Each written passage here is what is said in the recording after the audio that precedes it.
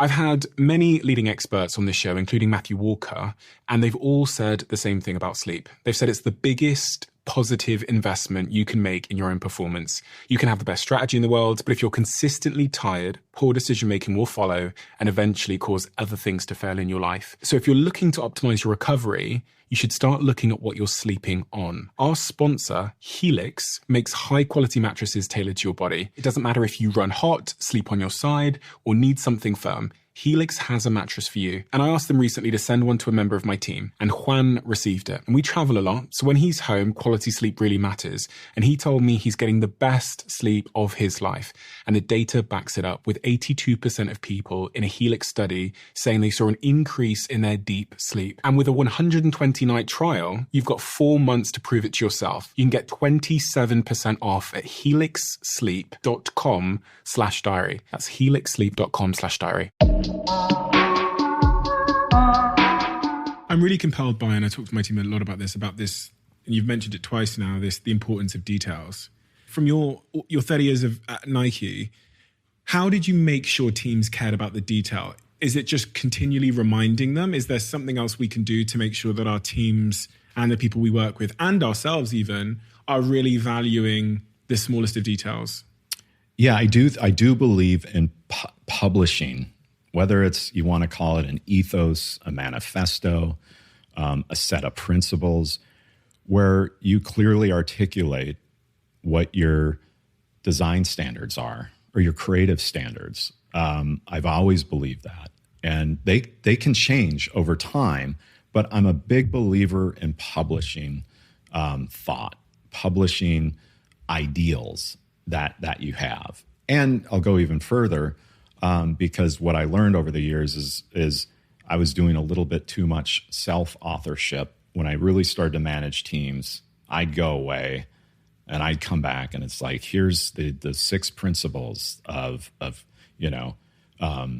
obsessing the details that we're going to focus on this year. But I didn't involve them in authoring those. So it's like, publish what you believe, invite folks into the process that have maybe slightly different opinions than you do, and then complete this, build the consensus, and then make sure everyone has it, so that clearly as you drive down the road and you're looking at restaurant architecture, business building architecture, it's pretty clear that people just decided like it was good enough, and no one will ever, who cares if it's going to win. The point isn't to win awards. The point is to take something as far as you can, to contribute something great to society, whether it is a building or a book or this bottle design. The amount of thought that went into that, I think that's the typeface Helvetica, I believe. And the choices made to go upper and lower case, like that's all intentional, to have it black on white.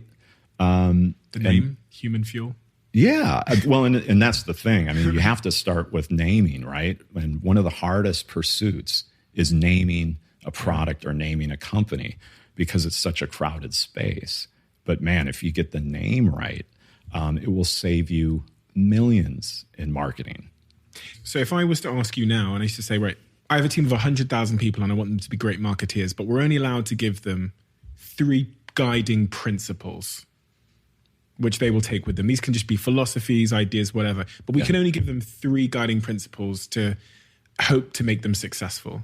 What would those top 3 guiding principles be?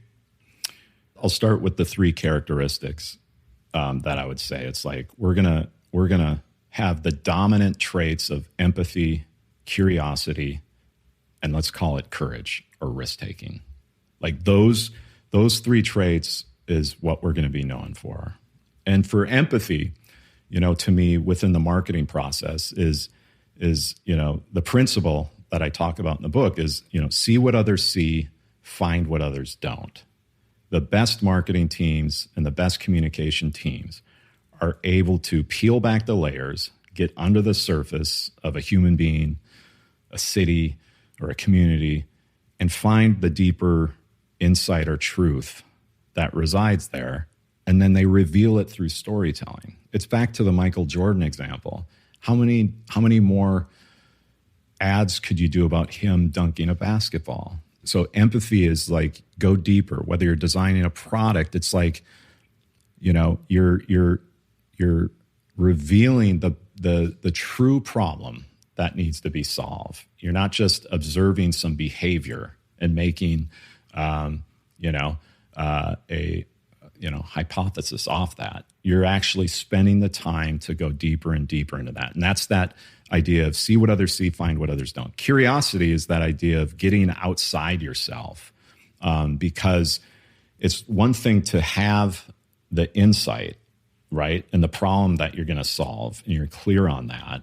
But now you need to reveal it to the world.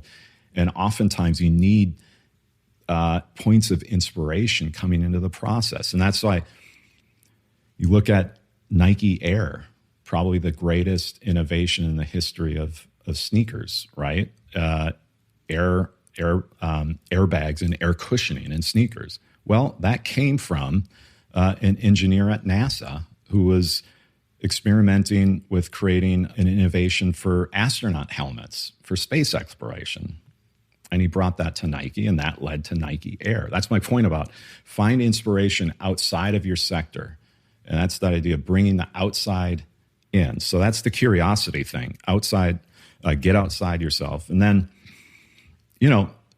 finally is that idea of we don't play it safe, we play to win. We're not comfortable with the status quo. And we want people comfortable kind of pursuing what's next, not just getting complacent and delivering products, services, stories in the way everyone else is. So we also want to be a team that is obsessive about every aspect of branding, And so think of how powerful that can become is if you have a team and that they're deeply empathetic to who they serve. Like they get great at learning and asking questions. They're unbelievably curious and always looking beyond what's in front of them to see what else they can, because so much of innovation is about transference. You take something from here, you bring it into your sector, and you change the game.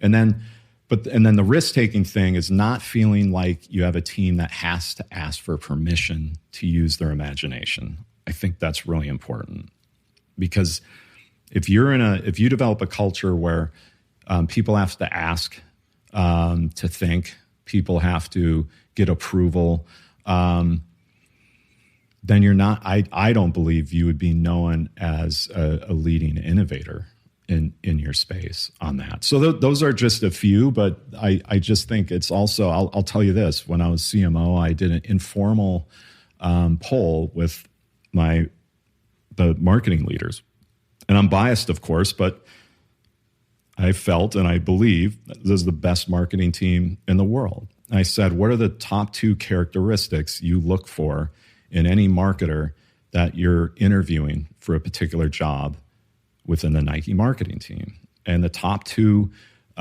traits that came to the top from everybody was curiosity and collaborative. I mean, to a person. And it was kind of tied. I want someone who's always searching for inspiration and is curious about their teammates, about the consumer, about technology, entertainment, art. And then I want someone who can play with others, right? And that you can feel that sense that this person has conviction, believes in themselves, but can play within a team. And those were the 2 that rose to the top, and I think that's true today.